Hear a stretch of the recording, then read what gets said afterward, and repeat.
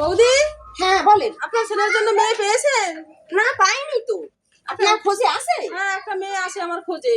হ্যাঁ, তা আপনার বলেন। কি কি কিছু চাওয়ার আছে মেয়ের বাবার কাছে? আমার কোনো চাহিদা বলতে কিছু নাই। আমার যৌতুক ফৌতুকের কোনো কথাই এখানে নাই।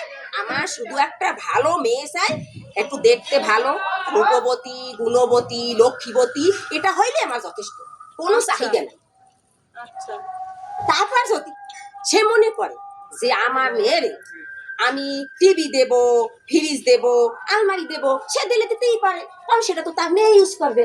সে যদি মনে করে তার মেয়ের 5 ভরি সোনা দেবে, সে দিতেই পারে, কারণ তার মেয়েকে পড়লে হাতে কানে গলায় তার মেয়েকে ভালো লাগবে, সে দিতেই পারে। এজন্য আমার কোনো আপত্তি নেই। কিন্তু সে যদি মনে করে আমার মেয়েকে একটা ফ্ল্যাট বাড়ি দেবো, সে দিতেই পারে, কারণ আমার কোনো চাহিদা নেই, কারণ সেটা তো তার মেয়ে জামা ইউজ করবে, আমি তো আর পারবো না। না, সে দিলে দিতে পারে। সে যদি মনে করে যে আমার মেয়েকে আমি একটা 4 চাক্কা দেবো, সে দিতেই পারে, কারণ আমার কোনো চাহিদা নাই, কারণ সেটা তো তার মেয়ে জামা ইউজ করবে, আমি তো আর করবো না, আমি আর কয়দিন থাকবো, সে দিলে দিতে পারবে। কিন্তু আমার কোনো এই যৌতুক নিয়ে কোনো আমার কথাই নেই।